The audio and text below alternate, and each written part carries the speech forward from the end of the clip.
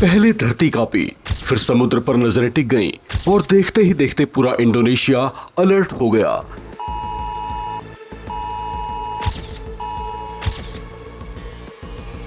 7.7 की ताकत का भूकंप फ्लोरेस आइलैंड के पास धरती के अंदर ऐसा झटका आया कि इमारतें हिल गईं, लोग घरों से बाहर निकल आए और कुछ ही देर में सबसे बड़ा डर सामने आया, सुनामी।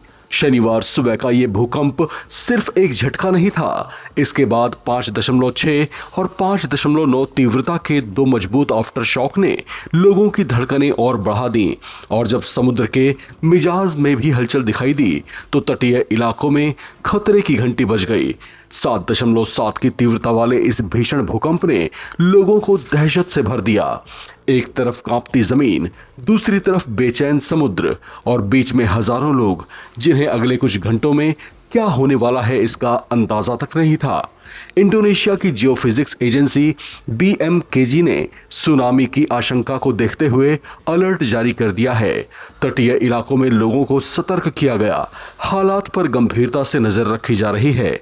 फिलहाल विनाशकारी सुनामी का खतरा टल गया और चेतावनी हटा दी गई, लेकिन तब तक फ्लोरेस में डर का माहौल बना हुआ था।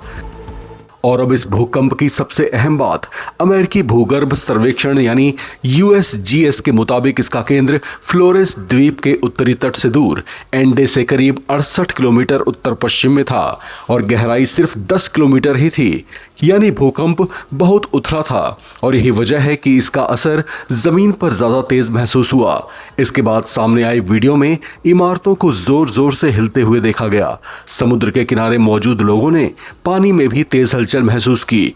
लेकिन अभी सबसे बड़ा सवाल है, क्या यह सिर्फ शुरुआत थी या धरती के नीचे की हलचल आगे भी आफ्टर शॉक का खतरा पैदा कर सकती है। फ्लोरेस के लोगों का डर बेवजह भी नहीं है। 1992 में इसी इलाके में आए भूकंप के बाद सुनामी ने करीब 2500 लोगों की जान ले ली थी। इसलिए 7.7 के ताजा झटके के बाद सुनामी अलर्ट ने पुरानी यादें फिर से ताजा कर दी। इस बार भी खतरा सिर्फ जमीन के हिलने का नहीं था, डर इस बात का था कि समुद्र कहीं दूसरी बार तबाही लेकर न टूट पड़े। भूकंप के बाद सामने आई तस्वीरों और वीडियो में और कुछ जगहों पर ढहते देखा गया। सिका और दूसरे प्रभावित इलाकों में लोगों ने सुरक्षित जगहों की तरफ रुख किया। अस्पतालों को भी एहतियाती खाली कराया गया और कुछ जगहों पर खुले इलाकों में इलाज की व्यवस्था करनी पड़ी। इंडोनेशिया के लिए भूकंप कोई नई आफत नहीं है। ये देश प्रशांत महासागर के रिंग ऑफ फायर में आता है, जहां टेक्टोनिक प्लेटों की लगातार हलचल के कारण भूकंप और ज्वालामुखीय गतिविधियां आम हैं। लेकिन फ्लोरेस के लिए इस खतरे का एक और खौफनाक इतिहास है। 1992 में इसी द्वीप पर आए भूकंप के बाद सुनामी ने करीब 2500 लोगों की जान ले ली थी।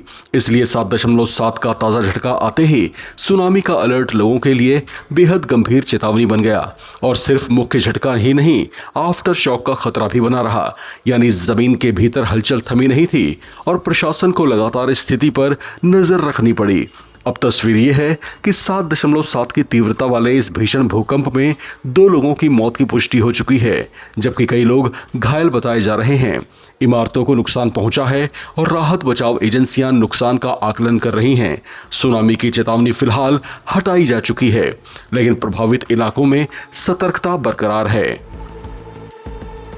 इंडोनेशिया एक बार फिर याद दिला रहा है कि धरती के नीचे चल रही हलचल जब सतह पर आती है तो कुछ सेकंड में पूरा शहर बदल सकती है। 7.7 का ये झटका थम गया है, लेकिन फ्लोरेस में आफ्टर शॉक और नुकसान की पूरी तस्वीर अभी सामने आनी बाकी है।